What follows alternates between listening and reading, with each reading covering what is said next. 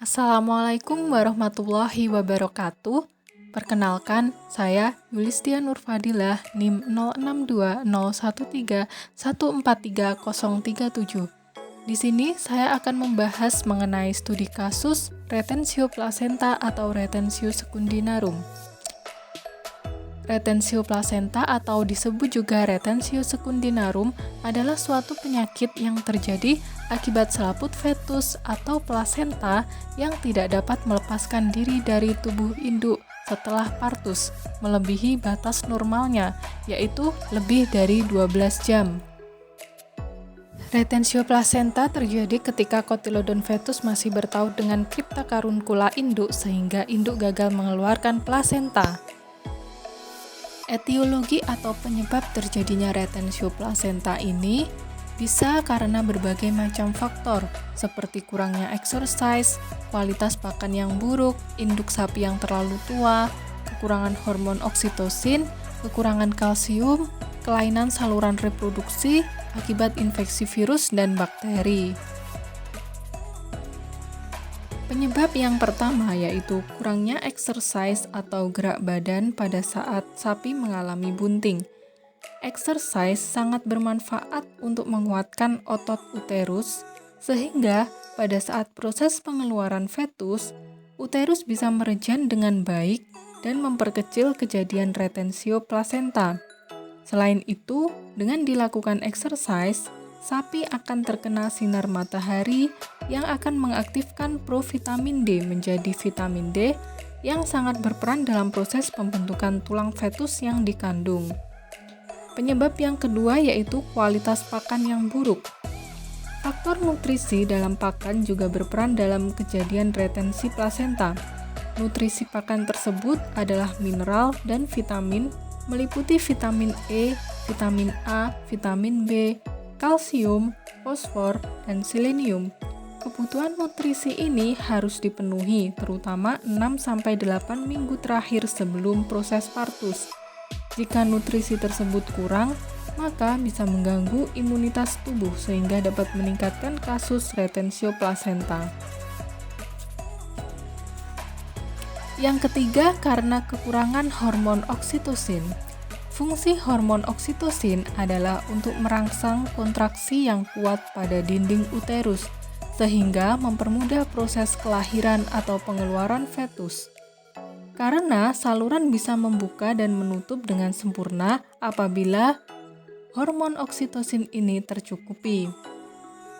Lalu yang keempat adalah kekurangan mineral seperti kalsium. Kekurangan kalsium pada induk sapi dapat mengakibatkan kegagalan saat pengeluaran plasenta dan bisa mengakibatkan sapi mengalami ambruk. Penyebab selanjutnya yaitu infeksi bakteri dan virus. Penyakit pada saluran reproduksi erat kaitannya dengan penyebabnya seperti virus dan bakteri.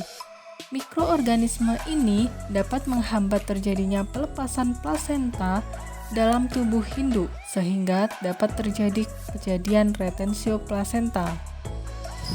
Selain itu, retensio plasenta juga bisa disebabkan karena usia induk yang sudah terlalu tua. Usia induk yang sudah terlalu tua kemungkinan besar akan terjadi kelemahan saat proses pengeluaran fetus sehingga plasenta tidak bisa keluar secara sempurna dari tubuh induk dan mengakibatkan terjadinya retensio plasenta.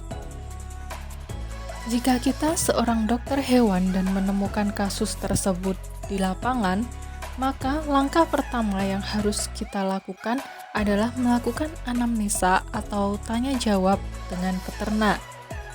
Anamnesa yang perlu ditanyakan apabila menemukan kasus retensio plasenta ini antara lain yang pertama adalah berapa usia induk sapi tersebut, dan kemudian sapi tersebut sudah bunting dan melahirkan kira-kira berapa kali. Hal ini perlu ditanyakan untuk mengetahui bahwa apakah sapi tersebut sudah terlalu tua atau masih muda. Lalu pertanyaan selanjutnya bisa ditanyakan seputar sudah berapa lama keadaan ini terjadi dan apakah tercium bau busuk dari plasentanya. Kondisi ini untuk mengetahui apakah kejadian retensio plasenta ini sudah bersifat kronis atau baru saja terjadi. Lalu perlu dipertanyakan juga hal-hal yang dapat menentukan penyebab kasus ini terjadi, seperti apakah sapi ini sering dilakukan exercise, sapi tersebut biasa dikasih pakan apa saja, lalu bagaimana manajemen perkandangannya, bagaimana sanitasi lingkungan di sekitar kandang. Lalu perlu ditanyakan juga apakah sapi tersebut sudah pernah dilakukan penanganan atau terapi tertentu. Lalu setelah kita selesai melakukan anamnesa, kita perlu melihat gejala klinis yang terjadi pada sapi tersebut. Gejala klinis khas yang terjadi pada kasus retensio placenta yaitu adanya selaput fetus atau plasenta yang menggantung keluar dari vulva. Kemudian, bibir vulva menjadi bengkak dan berwarna merah kecoklatan. Pada kasus yang masih baru, hewan masih mampu untuk berdiri dan kondisi umum masih terlihat baik. Namun, bila kasus ini sudah berlangsung lama, di mana sudah ada infeksi, maka kondisi umum akan terganggu dan ada bau spesifik karena pembusukan. Lalu keluar cairan kecoklatan disertai bagian plasentanya yang sudah hancur. Setelah dilakukan anamnesa, lalu dilakukan pemeriksaan gejala klinis, maka kita sebagai dokter hewan bisa menetapkan diagnosa retensio placenta. Diagnosa retensio placenta di lapangan didasarkan pada anamnesa, gejala klinis, dan bisa juga dilakukan pemeriksaan intravaginal. Biasanya, para peternak ini akan melaporkan kasus ini apabila plasenta dari fetus itu belum bisa keluar setelah lebih dari 8 jam pasca melahirkan. Kemudian palpasi intravaginal ini sangat perlu dilakukan untuk memastikan penyebab dari terjadinya retensio placenta ini.